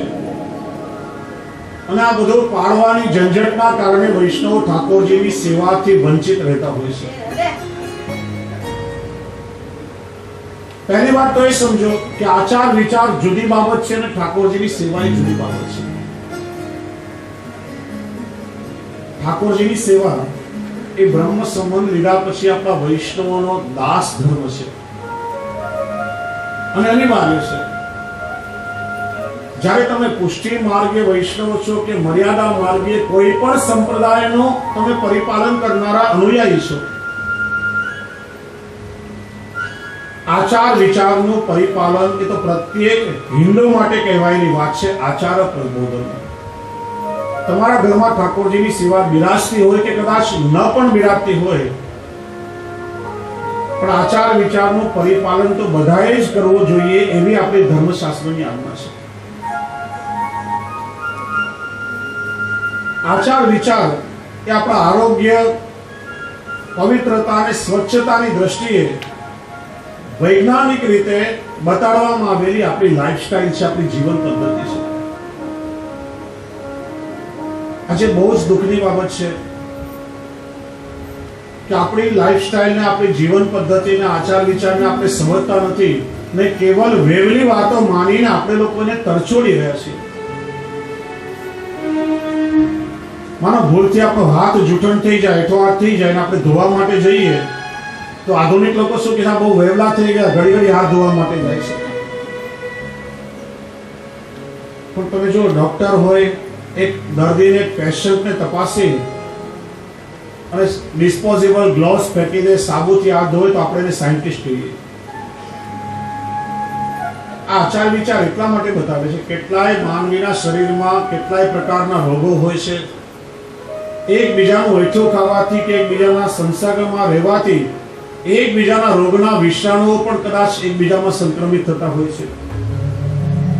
અને એટલા માટે આરોગ્ય અને પવિત્રતાને ધ્યાનમાં રાખીને આચાર વિચારનું પરિપાલન કરવું જોઈએ. આજે આધુનિક સમયમાં લોકો પેલી ડિસ્પોઝેબલ પ્લેટમાં ખાતા હોય. શા માટે? ક્યારે કોઈનામાં કોઈ રોગ હોય તો એકબીજાનું હેઠો કે ચેપ કોઈને લાગે જ નહીં. ડિસ્પોઝેબલ પ્લેટમાં ખાઈને આપણે એને ફેંકી દઈએ. પણ આ બધી પદ્ધતિ તો મૂળ આપણી પ્રાચીન પરંપરામાં છે. અને તમે જો કે આપણી પદ્ધતિ તો કેટલી બધી ઓર્ગેનિક બતાવી છે. વર્તમાન સમયમાં જે પ્લાસ્ટિક કે થર્મોકોલની ડિસ્પોઝેબલ પ્લેટ આપણે વાપરીએ અને પછી ફેંકે, કહેશે કે 200 વર્ષ સુધી આ પ્લાસ્ટિક કે થર્મોકોલ વાતાવરણમાંથી ઓગળતું નથી, આખા પર્યાવરણને હાનિ પહોંચાડે છે. પ્લાસ્ટિકનો કચરો બધો આપણે બહાર ફેંકીએ, જમીનમાં જો એના થર બાજે તો વરસાદનું પાણી પણ જમીનમાં ઉતરી શકતું નથી, આખા એન્વાયરમેન્ટને નુકસાન પહોંચાડે છે. જ્યારે પ્રાચીન સમયમાં આપણે ત્યાં પેલી પતરાવળીમાં પાતળ અને દોણામાં ભોજન કરવામાં આવતું, ડિસ્પોઝેબલ પણ ખરું અને ઓર્ગેનિક પણ ખરું. ઝાડ પાનમાંથી આપણે બનાવીને પાછું તમે એને બહાર ફેંકો તો એમાંથી ખાતર બની જાય, પર્યાવરણને કોઈ જાતનું નુકસાન ના પહોંચાડે. જૂના સમયમાં માટીના પાત્રોમાં ભોજન કરવામાં આવતું. તમને કદાચ આશ્ચર્ય થશે, અમેરિકાના સાયન્ટિસ્ટોએ હમણાં સંશોધન કર્યું છે કે રાંધેલી રસોઈ જો માટીના પાત્રોમાં ભરીને રાખવામાં આવે તો લાંબા સમય સુધીમાં બેક્ટેરિયા પડતા નથી. લાંબા સમય સુધી રસોઈ માટીના પાત્રોમાં ટકી રહે છે. એટલા માટે તો આપણે ત્યાં અન્નકૂટ કે કુંવારા જેવો ઉત્સવ હોય, અન્નકૂટમાં વિશેષ સામગ્રી આપણે બનાવીએ, સવારે દાળ, સખડી, શાક બધું બનાવીએ, ઠાકોરજીને ભોગ આવે, પછી કેટલા લાંબા કલાકો પછી આપણે મહાપ્રસાદ લઈએ. ત્યારે માટીના પાત્રોમાં ઠાકોરજીને જે ભોગ ધરાયો હોય, સવારે સિદ્ધ કરેલી દાળ ઠાકોરજીએ રોગ્યા પછી તમે ઠેઠ રાત્રે લો તો સ્વાદ એવો ને એવો રહેશે, બગડતો નથી. એમાં કોઈ પ્રકારના જમ્સ, વિષાણુ એમાં પડતા નથી. આપણી પદ્ધતિમાં બધું વિજ્ઞાન છે, કેટલું ઊંડાણ રહેલું છે. તમે ક્યારે જગન્નાથપુરીમાં જાઓ તો ખ્યાલ આવશે તમને, કે છે જગન્નાથપુરીમાં ભગવાનના રસોઈ ઘરમાં 752 ચૂલા છે. દરરોજ 752 ચૂલા પેટેલમાં રસોઈ થાય અને દરેક ચૂલા ઉપર માટીના પાત્રો એકના ઉપર એક 7 હાંડીના થર લાગે. 450 કુંભારના પરિવાર છે. એક પરિવાર આખા વર્ષમાં જેટલા પાત્રો બનાવે ભગવાનને એક દિવસમાં ભોગમાં લાગી જાય. માટીના પાત્રોમાં જ રસોઈ રંધાય, એમાં જ ભગવાનને ભોગ આવે.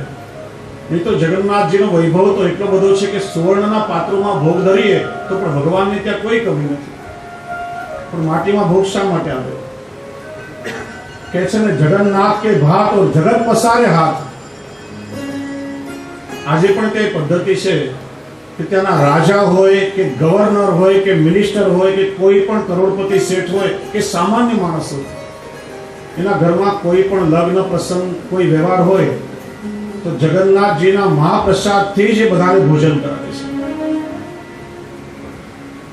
માટીના પાત્રોમાં જ મહાપ્રસાદ મળે છે. ગમે ત્યારે તમે જઈને પ્રસાદ લો, એનો સ્વાદ તમને એવો ને એવો આવશે.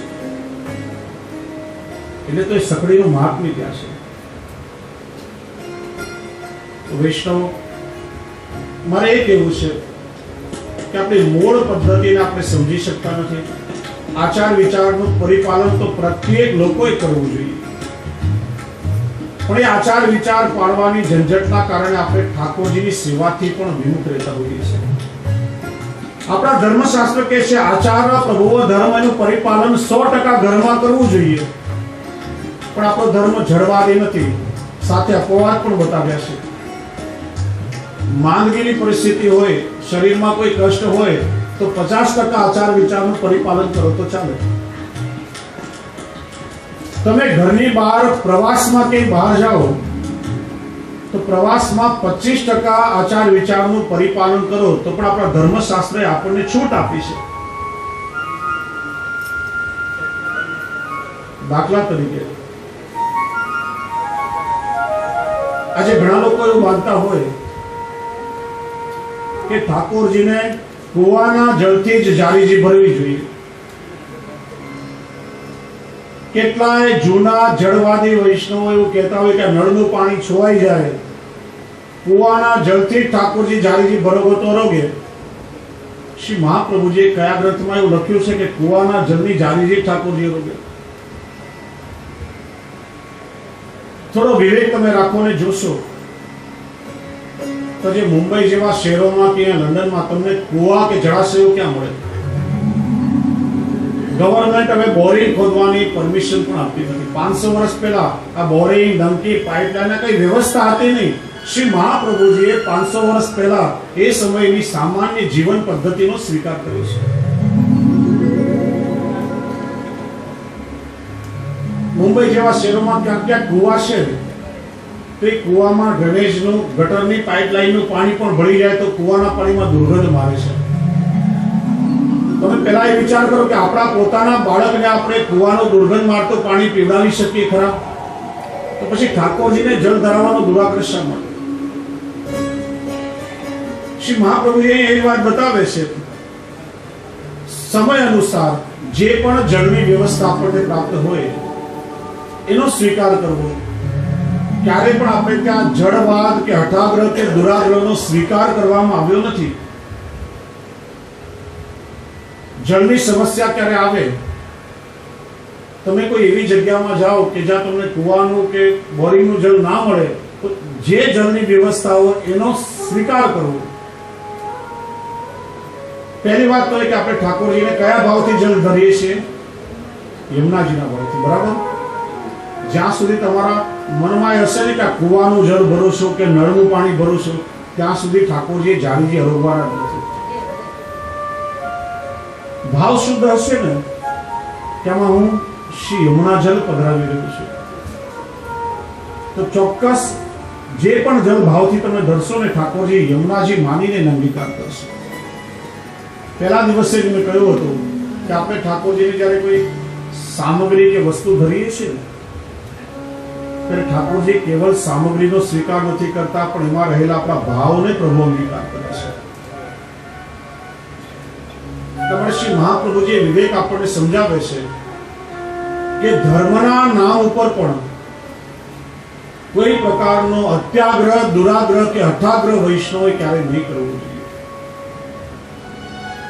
આપત્તિ કે વિપત્તિ આવી પડે તેમાં વિવેકથી વિચાર કરી અને વૈષ્ણવે જીવનની વ્યવસ્થા નક્કી કરવી જોઈએ. ઘણી વખત ધર્મના નામ ઉપર આપણે લોકો આપણા કુટુંબ ઉપર અત્યાચાર કરતા હોઈએ છીએ. કેટલીક વખત વગર કારણે ધર્મનો લોપ કરીને આપણે લોકો અનાચાર પણ કરતા હોઈએ છીએ. એટલા માટે શ્રી મહાપ્રભુજી સમજાવે છે કે ઠાકોરજીની સેવા આદિ ભગવત કાર્યોમાં વૈષ્ણવે આ બધા પ્રકારના વિવેક રાખવા આવશ્યક છે. જે શ્રી મહાપ્રભુજી ઠાકોરજીની સેવાની આજ્ઞા કરે છે, કૃષ્ણ સેવા સદા કાર્ય, સર્વદા સર્વભાવેન ભજનીય પ્રજાધિપતિ, એ શ્રી આચાર્ય ચરણ 5 સંજોગો એવા છે કે જેમાં ઠાકોરજીની સેવા છોડી દેવાની પણ આજ્ઞા કરે છે.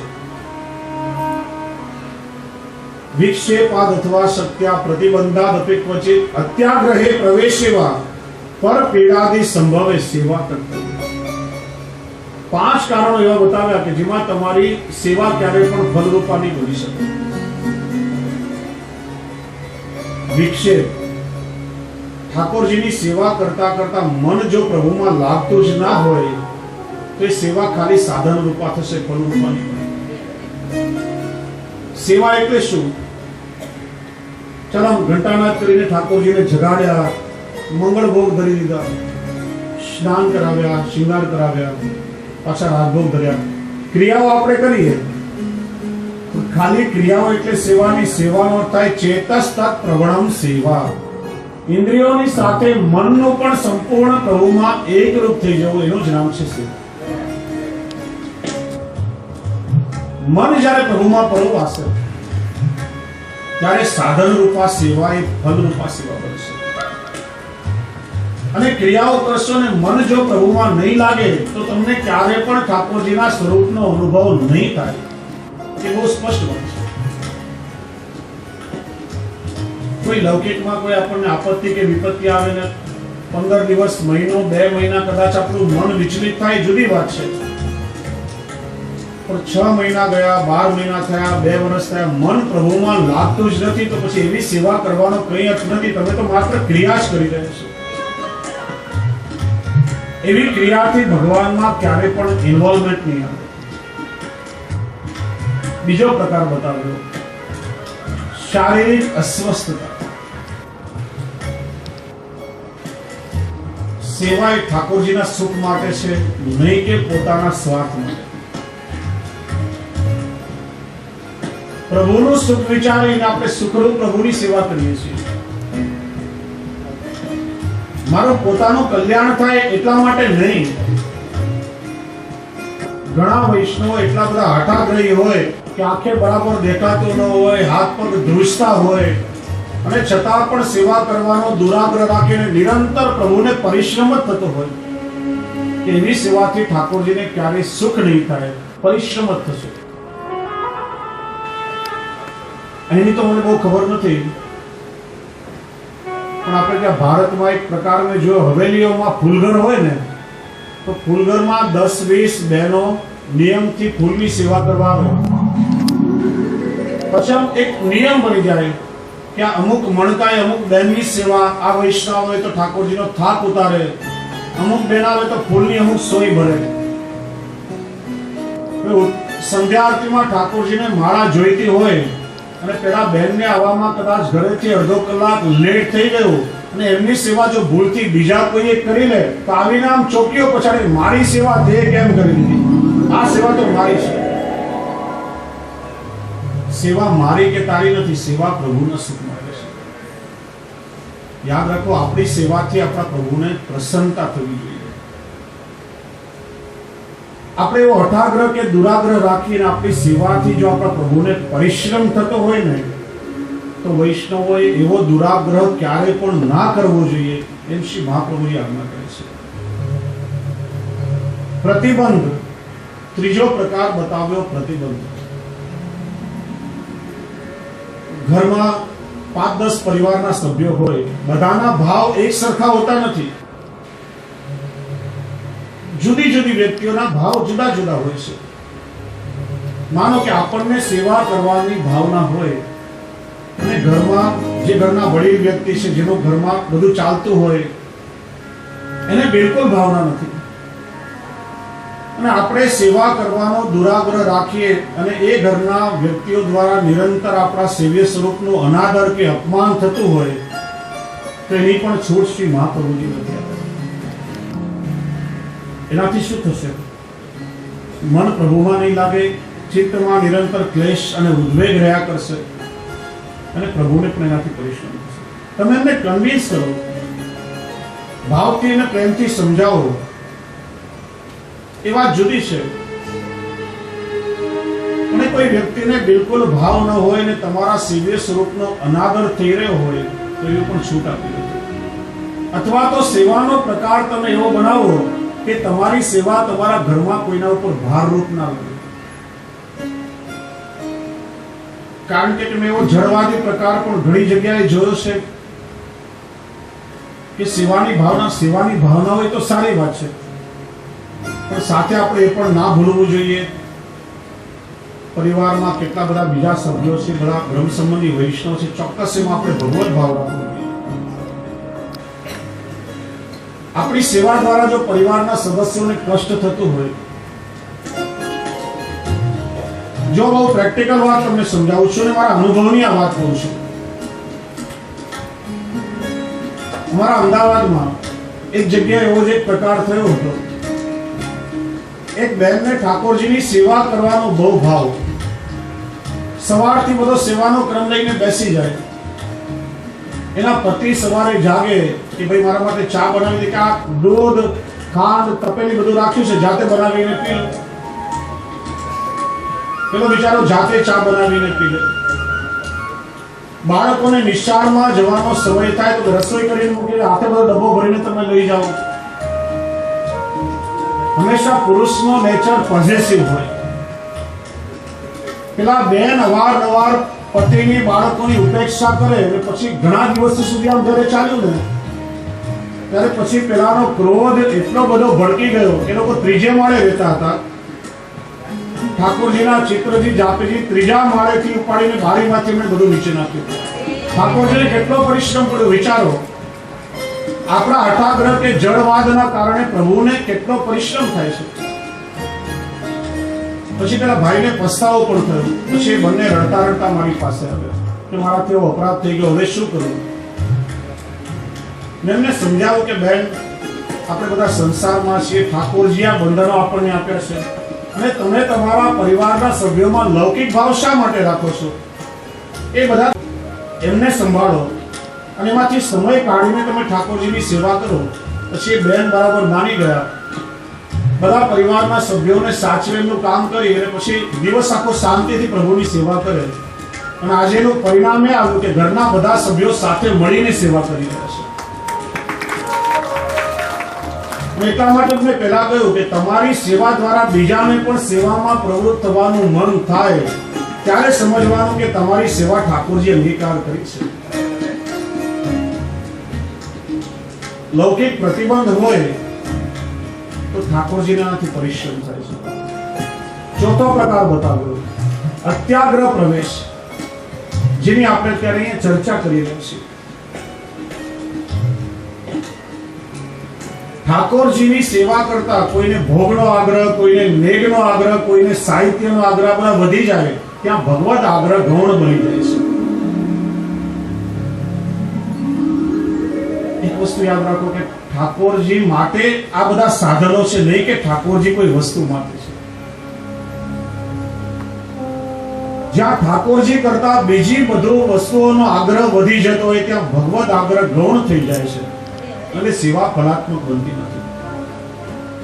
જે કંઈ તમારી પાસે હોય, જે સાધનો તમને સરળતાથી મળે, એના દ્વારા ભાવથી અને પ્રેમથી પ્રભુની સેવા કરો. ઠાકોરજી કોઈ વસ્તુના ભૂખ્યા નથી, ઠાકોરજી તો પ્રેમ અને ભાવના ભૂખ્યા છે. કોઈ સાધન નહીં હોય ને, ખાલી એક ગુંજાવાળા ધરાવી લેશો ને તો ઠાકોરજી રાજી થઈ જશે. સોનાનો મુકુટ કે ટીપારો ઘરમાં નહીં હોય અને ભાવથી એક મોરનું પીછું ધરાવશો ને તો ઠાકોરજીને વધારે ગમશે.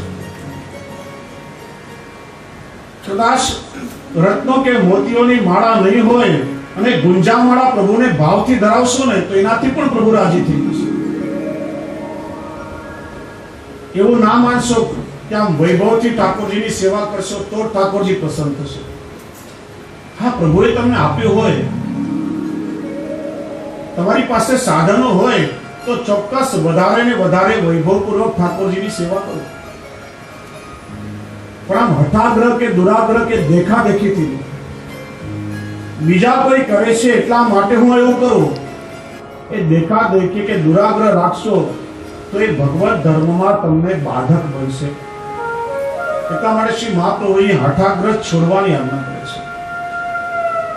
સહજ પ્રીતિથી, સહજ પ્રીત ગોપાલી ભાવે. ઠાકોરજીને તમારો સહજ પ્રેમ છે ને એ જ ગમે છે અને ત્યાં કોઈ પણ પ્રકારનો આડંબર, દંભ કે દેખાદેખી થશે ને તો ઠાકોરજીને ક્યારે પણ ચલાવશે નહીં. એટલા માટે અત્યાગ્રહ પ્રવેશ અને પાંચમો પ્રકાર છે પરપીડાદિ સંભવે સેવા તત્પર. પરપીડા એટલે સેવા કે બ્રહ્મ સંબંધ લીધા પછી આપણો પોતાનો, આપણા પ્રભુ સાથેનો પ્રેમનો, દાસભાવનો સંબંધ છે. શ્રી હરિરાયજી તો શિક્ષાપત્રમાં વિસ્તારથી આજ્ઞા કરે છે કે આપણા શરીરથી થઈ શકે એટલો જ સેવાનો ક્રમ તમે રાખો. સેવાનો ક્રમ એટલો બધો પણ ના વધારો કે પછી તમારાથી ન થાય અને ઘરના બીજા બધા સભ્યો પાસે પરાણે વેટ કરાવવી પડે. તમે એમને સેવા કરવાનું કહેશો ને કદાચ એમની રુચિ નહીં હોય તો તમારી સેવા તો બીજા માટે વેઠ બની જશે.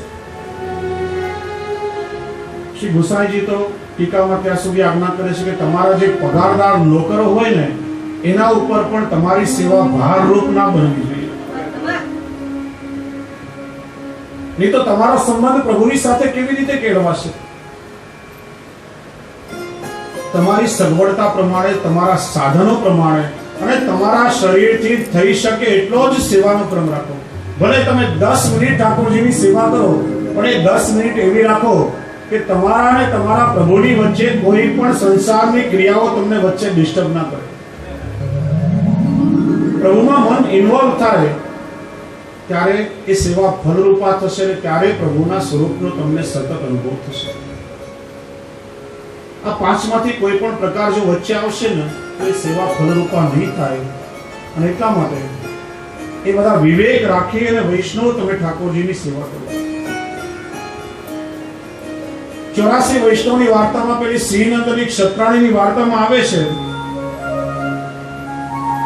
એની પાસે કઈ સંપત્તિ નહીં અને એને ઠાકોરજીને પકવાન ધરવાનું મન થયું.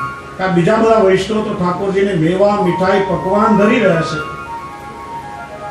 બીજા પાસેથી ઉધાર પૈસા લઈ કરજ કરી અને પોતાનો મનોરથ પૂરો કર્યો ત્યારે ઠાકોરજીને જરાય ગમ્યું નથી.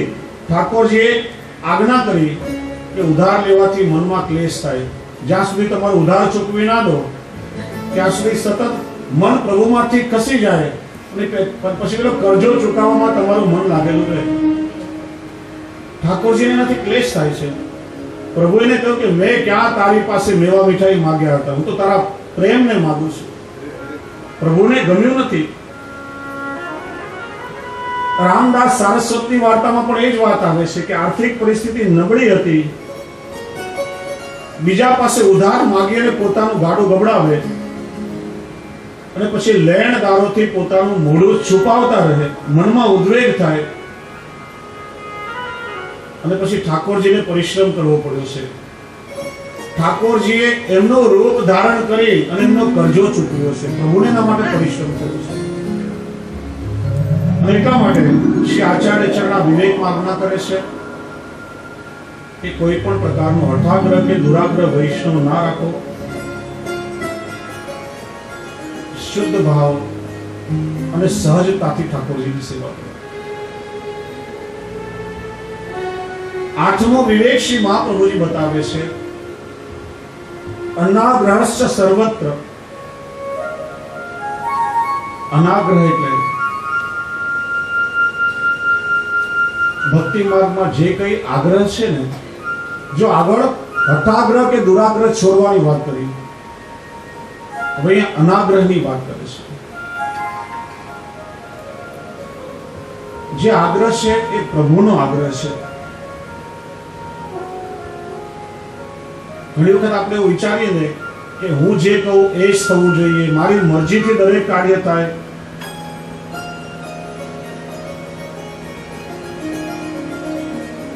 તો એ પણ પ્રભુને ક્યારે પણ ગમતું નથી. એના કહેવાથી ખાલી ક્લેશ જ થાય છે. અને શ્રીમદ ભાગવતજીમાં તો ભગવાનને અક્લિષ્ટ કર્મ કયા છે. સેવાના સમયમાં કે વૈષ્ણવના ઘરમાં ક્લેશ થતો હોય ને, પ્રભુને ક્યારે પણ ગમતું નથી.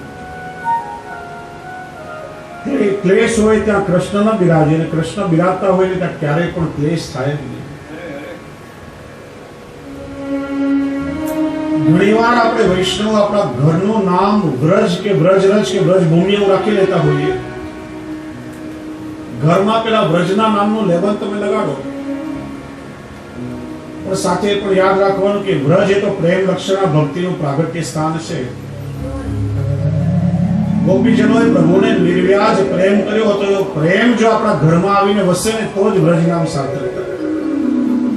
ઘરનું નામ તમે વ્રજ રાખો અને ઘરમાં રોજ દાંડિયા વાગતા હોય ને તો ભગવાનને ક્યારે ન ગમે, પછી એ વ્રજમાં ઠાકોરજી ક્યારે રહેતા નથી. પ્રભુને ક્લેશ ક્યારે પણ ગમતો નથી. ક્લેશ હોય ત્યાં પ્રભુ ક્યારે પણ બિરાજતા નથી. શ્રી મહાપ્રભુજી કહે છે, અનાગ્રહશ્ચ સર્વત્ર.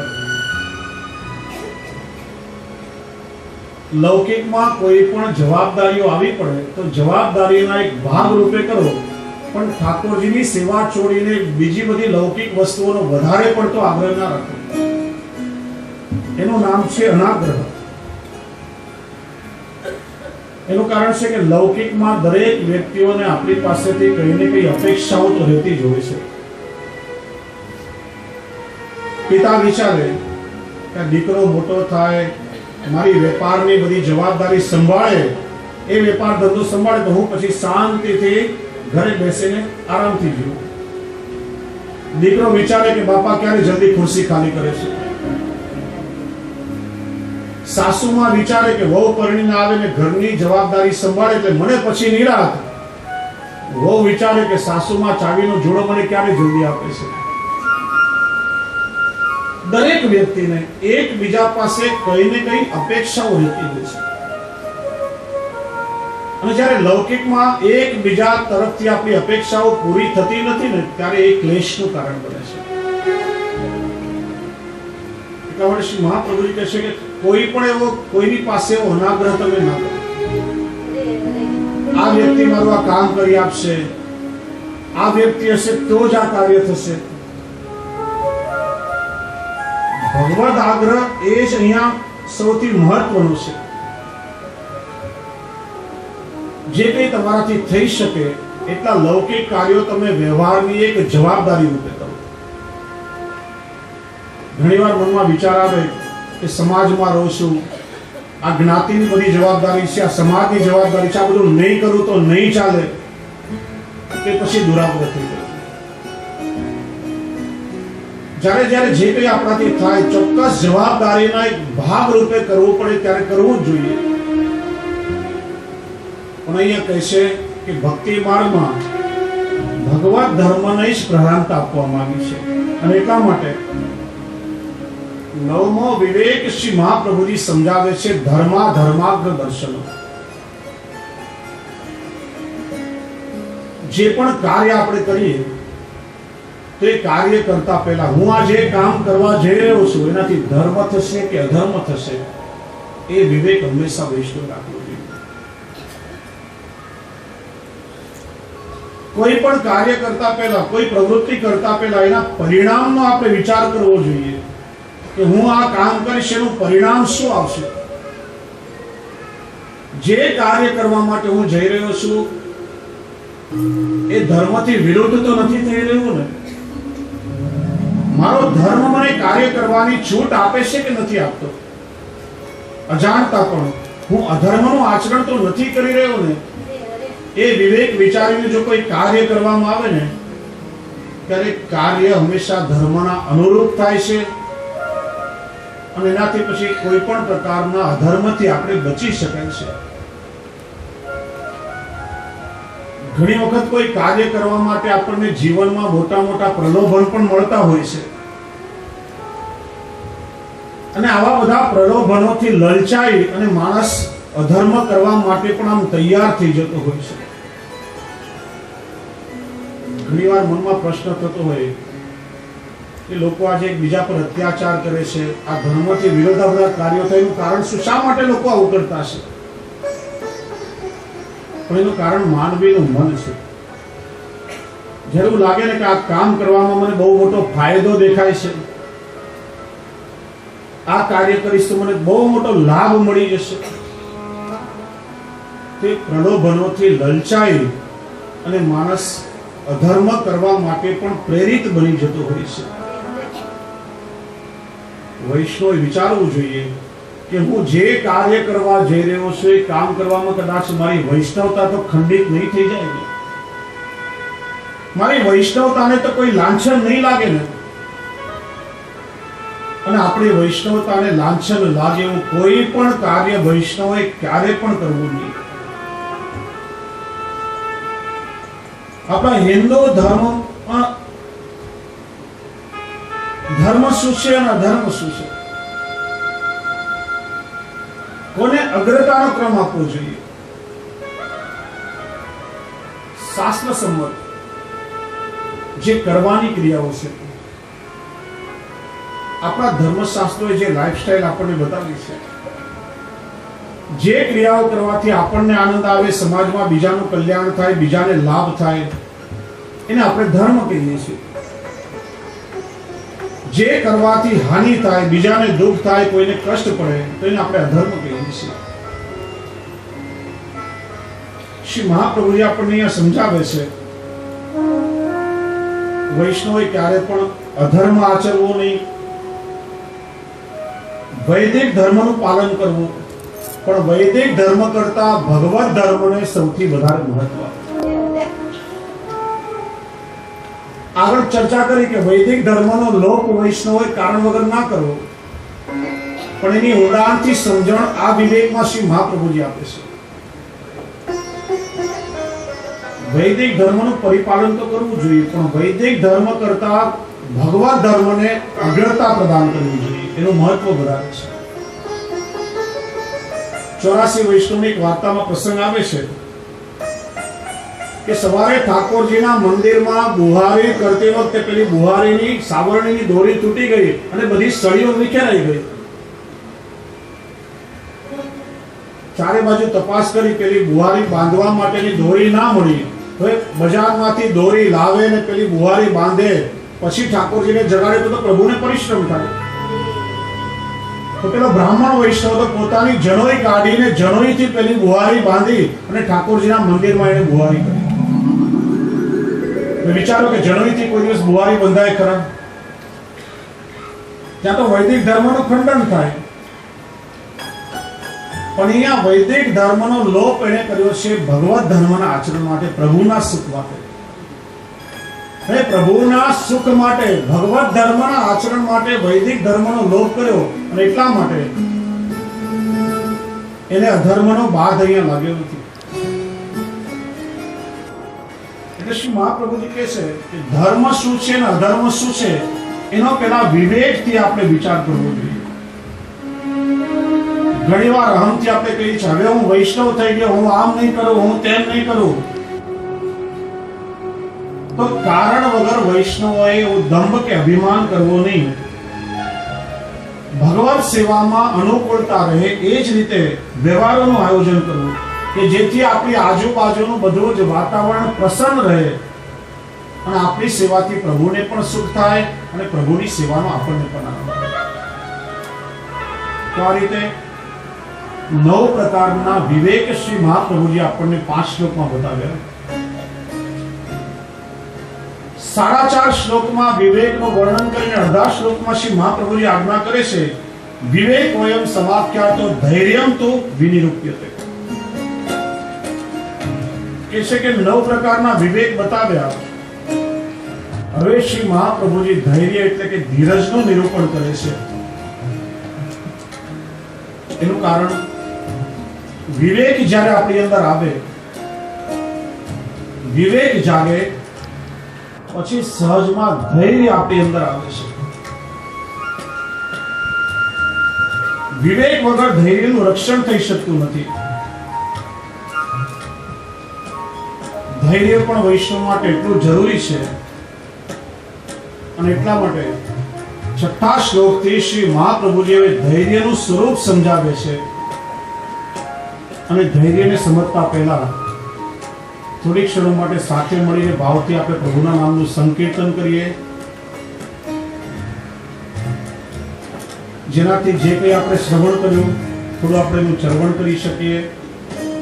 પાછું વાતાવરણ સુંદર પ્રભુ નામ મંત્રમય બની જાય, પાછી આપણી બધી આળસ છૂટી જાય અને કાન પાછા પ્રભુનો આ લીલાઓનું ગુણગાન શ્રવણ કરવામાં તત્પર થાય.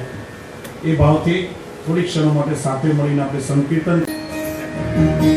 कृष्ण जिया नाम कृष्ण जिया नाम श्री जिन चरणे जय वेणुपाल चरी श्री जिन चरणे जय वेणुपाल चरी कृष्ण जिया नाम